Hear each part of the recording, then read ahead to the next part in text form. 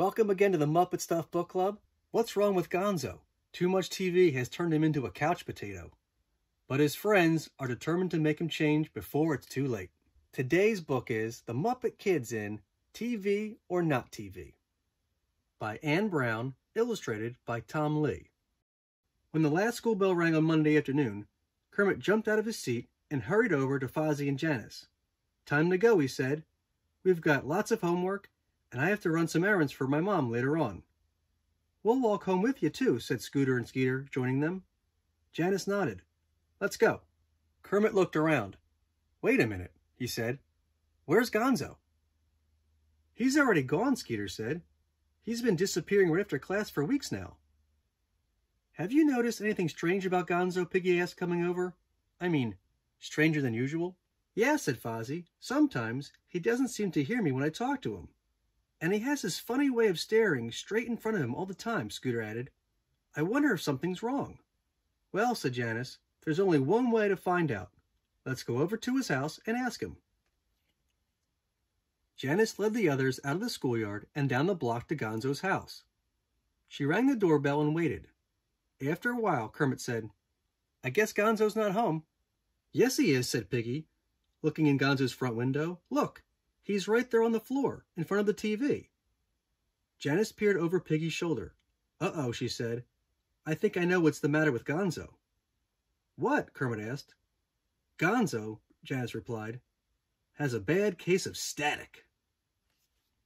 "Static? What's that?" asked Fozzie. "It stands for somewhat terribly awful televisionitis condition," said Janice. "Gonzo looks like he's got it bad." "You mean Gonzo has been acting like this because of television?" asked Kermit.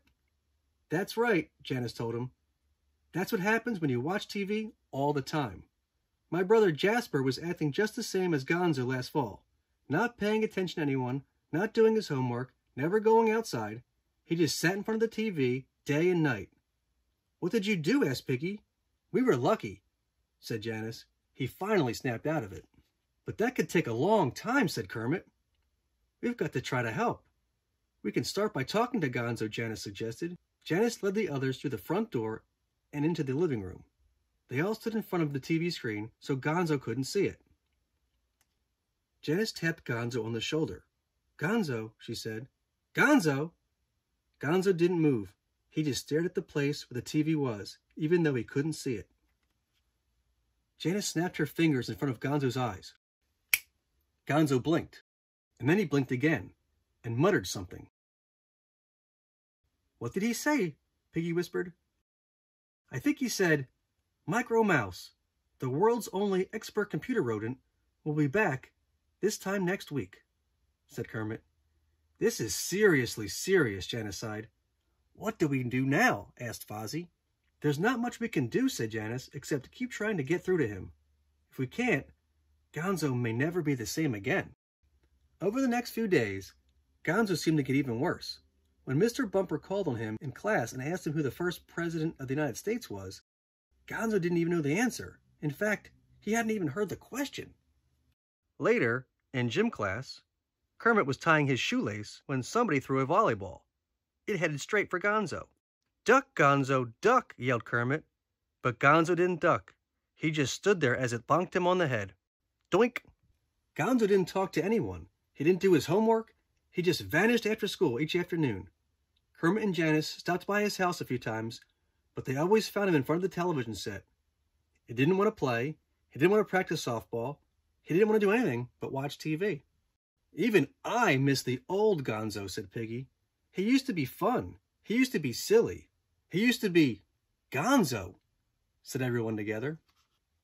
On Saturday, a lot of kids from school were going on a field trip into the mountains. Mr. Bumper and Miss Crick, the gym teacher, were taking them.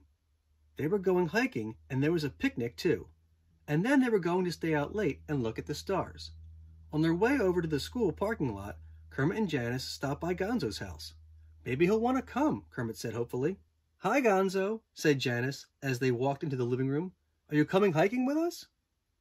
"It's going to be a great day," said Kermit. "I don't think so," said Gonzo, absently staring at the TV. "I give up," said Janice with a sigh. "We can't drag him with us. He's just going to miss a great time. He's going to miss a lot of great times if this keeps up.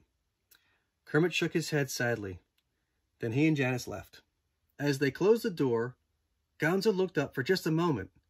There was a funny expression on his face. But then he went right back to watching TV. Gonzo watched TV all that morning, but early in the afternoon, during the Chippy the Chipmunk show, there was a loud pop, and the TV suddenly went blank. "I'm not surprised," his grandmother said, coming into the living room. "You've probably worn it out." "Can you get it fixed, Grandma?" Gonzo said desperately. "I'll call the repair shop," his grandmother replied. "It shouldn't take more than a week." "A week?" Gonzo shouted in despair. "What will I do?" "How about spending some time with your friends again?" Gonzo's grandmother suggested gently. Gonzo just sat there for a moment. "I miss them, Grandma," he finally said. "I miss them a lot. And I've been missing a lot of other things too, including doing my homework. I don't know what has happened. I started watching cartoons a week ago, and then I didn't feel like doing my homework, so I watched some more TV. And then there was this movie on, and then there were more cartoons, and then after school, and before supper, and after supper, and then it just didn't seem to stop." "Well, now it has," Gonzo's grandmother said briskly. "So why don't we take a ride and see if we can find your friends? I heard Janice say something about a school trip." "Great," said Gonzo happily. Gonzo got to the campsite just as everyone was roasting marshmallows.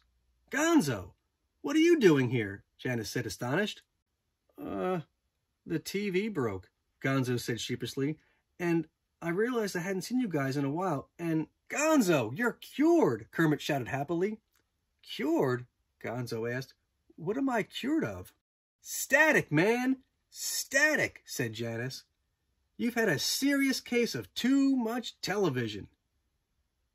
"You knew about it, huh?" Gonzo hung his head.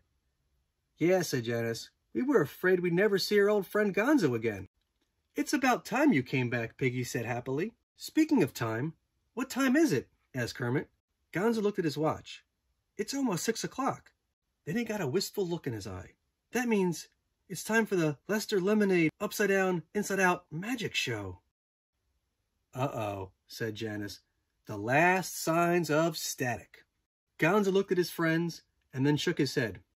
"I'd much rather be with you than watching TV," he finally said. "Besides," he added, brightening, "the TV set is broken." "You know, it's all right to watch TV," Janice told him, "as long as you don't go overboard." "I guess," Gonzo replied, "but I think it's safer for now if I don't watch it at all. At least for a while."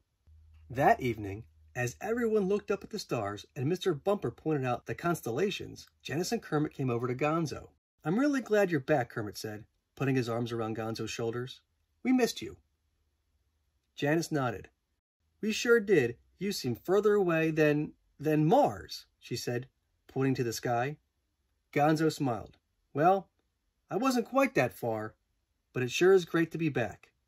And he meant it. The end. That was the Muppet Kids in TV or Not TV. Be sure to look for more videos from the Muppet Stuff Book Club.